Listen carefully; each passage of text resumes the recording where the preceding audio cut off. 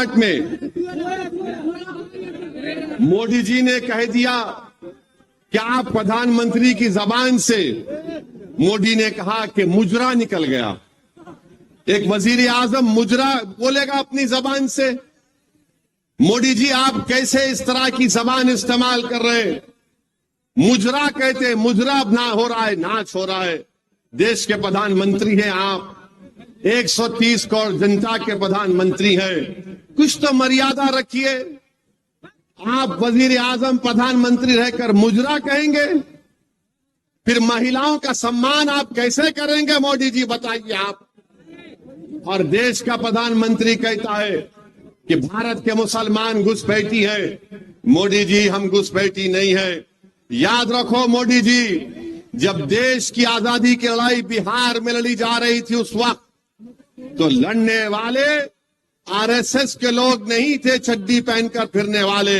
लड़ने वाले हमारे बुजुर्ग थे जो जेल की सजाओं को भुगते, अंग्रेजों की लाठियां अपने सर पर खाई, अपना सब कुछ कुर्बान किया, और आज हमको घुसपैठी कहती है। मोदी जी कहते हैं कि मुस्लिम महिला ज्यादा बच्चे पैदा करती है। मोदी जी झूठ है ये।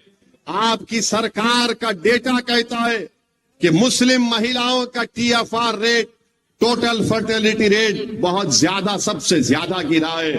और देश के प्रधानमंत्री को हम कहना चाह रहे हैं कि आप जब तक जिंदा रहेंगे और जब तक दुनिया रहेगी, आपने जो हमारी बेइज्जती की और ये कहा कि हिंदू बहनों के गले से मंगलसूत्र निकालकर मुसलमानों को दे दिया जाएगा। मोदी जी, अगर इस देश में अगर कोई हिंदू बहनों के मंगलसूत्र की हिफाजत करने के लिए अगर जान के नजराने अगर कोई देता आया और देता रहेगा तो मुसलमान है। हम किसी बहन के गले से उतरा मंगलसूत्र लेने वाले नहीं है।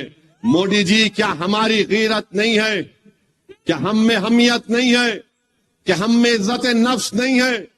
कि कैसे तुमने हमारी बेइज्जती करने के लिए इस तरह की बकवास की? देश की जनता देख रही है, देश का वो तमाम नौजवान देख रहा है कि देश का प्रधानमंत्री क्या क्या बोले जा रहे हैं और बार बार बोल रहे हैं कि मैं आरक्षण ले लूंगा। याद रखो, बिहार के युवाओं को मैं पैगाम दे रहा हूं, जिस तरह मोदी ने आर्मी, एयरफोर्स और नेवी में अग्निवीर की स्कीम को लाए, जिसमें लाकर मोदी ने कहा कि सिर्फ 4 साल की नौकरी रहेगी, उसके बाद तुमको छोड़ना पड़ेगा भारत की आर्मी को, नेवी को और एयरफोर्स को, और तुमको सिर्फ 10 लाख या कुछ पैसे दे दिए जाएंगे। वो नौजवान जो देश की आर्मी और एयरफोर्स में जाना अपने गांव के लिए एक बाइज़ इज्जत और फख्र महसूस करता था, मोदी ने उसको 4 साल कर दिए। सुनो बिहार के नौजवानों, सुनो उत्तर प्रदेश के युवाओं, सुनो भारत के युवाओं, अगर तीसरी मर्तबा मोदी देश का प्रधानमंत्री बनेंगे तो वो CRPF में, BSF में, रेलवे पुलिस में, ITBP में, SSSB में ये वही स्कीम को लागू करेंगे। जब देश की आर्मी में 4 साल मोदी ने ला लिए तो क्या चीज रोक सकती है मोदी को कि युवाओं से कह दो कि CRPF में तुम जाना चाहते हो, तुम BSF में जाना चाहते हो, SSB में जाना चाहते हो, रेलवे पुलिस में जाना चाहते हो, तो तुमको सिर्फ 4 साल की नौकरी मिलेगी, उसके बाद पेंशन नहीं मिलेगा, उसके बाद अगर तुम बीमार पड़ोगे तो गवर्नमेंट के खर्चे पर इलाज नहीं होगा, तुम्हारे रिटायरमेंट के बाद तुम्हारे बच्चों की शिक्षा का इंतजाम नहीं होगा। इसीलिए नौजवानों, युवाओं, मैं तुमसे अपील कर रहा हूं कि देख समझ कर अपने वोट का इस्तेमाल करो। अगर तुम बीजेपी का साथ दोगे तो तुम अपनी बर्बादी को दावत दे रहे हो। नौजवानों, अगर दोबारा तीसरी मर्तबा देश का प्रधानमंत्री मोदी बनेगा तो नौजवानों, तुम्हारा मुस्तकबिल खराब हो जाएगा, तुम्हारा कोई मुस्तकबिल नहीं होगा। क्या होगा देश में कि मस्जिद और मंदिर के नाम पर लड़ाया जाए, मस्जिद और मंदिर के नाम पर लड़ाया जाए और बीजेपी उस पर अपनी रोटी सेकते रहेगी और सत्ता को हासिल करते रहेगी। इस देश में सबसे बड़ा मुद्दा हिंदू मुसलमान नफरत से ज्यादा बेरोजगारी का है, महंगाई का है। बताओ क्या हो रहा है? ना रोजगार है, ना महंगाई कम हो रही है। और मोदी जी से आप बोलेंगे तो मोदी जी बोले, अगर आप जाकर पूछेंगे बीजेपी आरएसएस मोदी से कि ओवैसी ने अपने भाषण में कहा कि बेरोजगारी बहुत बड़ा मुद्दा है, तो मोदी बोलेंगे वो लाख डाल देंगे, लाख डाल देंगे, उसको लाख डाल देंगे। मोदी जी, आपने 500 रुपए की नोट, 1000 रुपए की नोट जो गायब कर दी आपने, उसमें कई छोटे छोटे कारखाने हमेशा के लिए बंद हो गए, फैक्ट्रीज बंद हो चुकी हैं। मगर मोदी को उसकी लाख डालने की फिक्र नहीं है। मगर मोदी जी सत्ता में आने के लिए नौजवानों को ये पैगाम दे रहे हैं। तो मेरी आपसे अपील है कि आप पहली तारीख के दिन सुबह के वक्त में निकलकर अपने एक वोट का इस्तेमाल करिए। यकीनन गर्मी बहुत रहेगी, यकीनन गर्मी बहुत है, मगर मैं अपने बुजुर्गों से, हमारी माँ और बहनों से कहना चाहूंगा, ये गर्मा का मौसम है।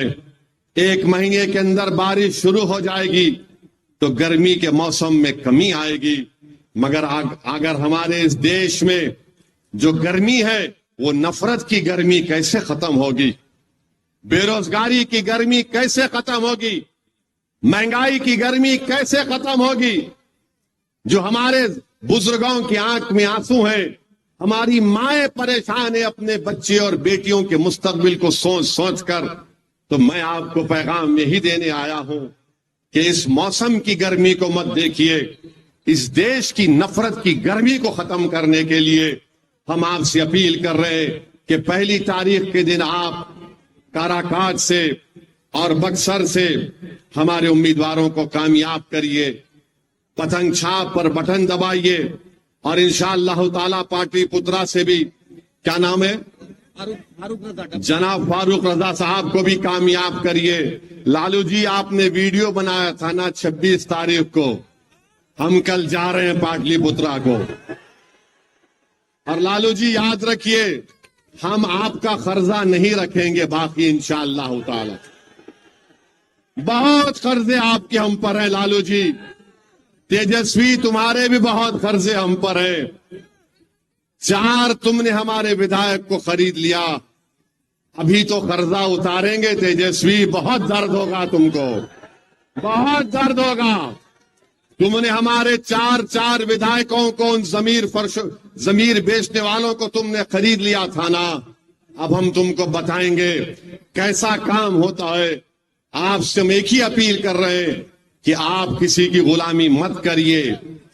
आपके इस काराकाट में कालीन बनता है, आप कालीन को बनाइए।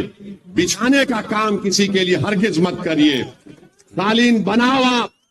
अल्लाह ने आपके हाथ में फन दिया है। आपको अल्लाह ने हाथ में फन इसलिए नहीं दिया कि तुम गैरों के लिए कालीन बिछाओ, अरे अपनों के लिए कालीन बनाओ, ताकि आने वाले उसका दिन में तुम्हारी औलाद आराम से उस कालीन पर बैठ सके, इज्जत से बैठ सके। मेरी आपसे अपील है कि हमारी बहन प्रियंका के हक में पहली तारीख को, 1 जून को पतंग छाप पर बटन दबाकर उनको अपना नया एमपी बनाइए। ददन पहलवान को बक्सर से, ये सेक्युलर आदमी है, ये बड़ा अटल आदमी है, जिद्दी आदमी है, ये अपने उसूलों पर कॉम्प्रोमाइज नहीं करने वाला है। तो यही चंद गुजारिशात हम आपको बोलने आए हैं, आपसे रखने आए हैं। हम उम्मीद करते हैं कि आपके मुंह से ये शब्द सुनकर एक औरत होने के नाते मैं आहत हूं, लेकिन इस देश का प्रधानमंत्री चुनावी रैली में मुजरा शब्द का प्रयोग कर रहा है। आप सोच सकते हैं कि राजनीतिक पतन उनका किस कदर हो चुका है, किस कदर वो बौखला गए, किस कदर वो डर गए, और किस मतलब मर्यादा की कोई तो सीमा रहने दीजिएगा मोदी जी। ये आपकी महिला विरोधी मानसिकता, क्या मुजरे की बात करते हैं मोदी जी, किस तरह की बातें करते हैं, क्या हो गया है उनको?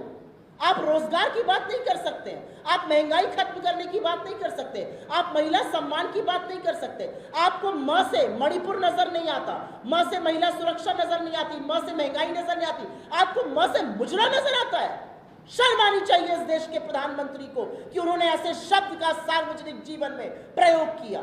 ये कितनी गंदी, कितनी घिनौनी हरकत है। एक औरत होने के नाते मैं बहुत आहत हूं और मुझे लगता है इस देश की हर औरत आहत होगी।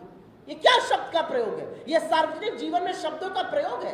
असलियत यह है कि संविधान बदलने की और खत्म करने की साजिश आप आज से नहीं, आपके पुरखे सालों से रच रहे हैं। असलियत यह है कि इस देश को समझ में आ गया कि आप आरक्षण विरोधी हैं, और आप ही नहीं, आपके गुरु गोलवालकर, आपके मनमोहन वैद्य, आपके मोहन भागवत, सब ने आरक्षण की बार बार विरोध किया है।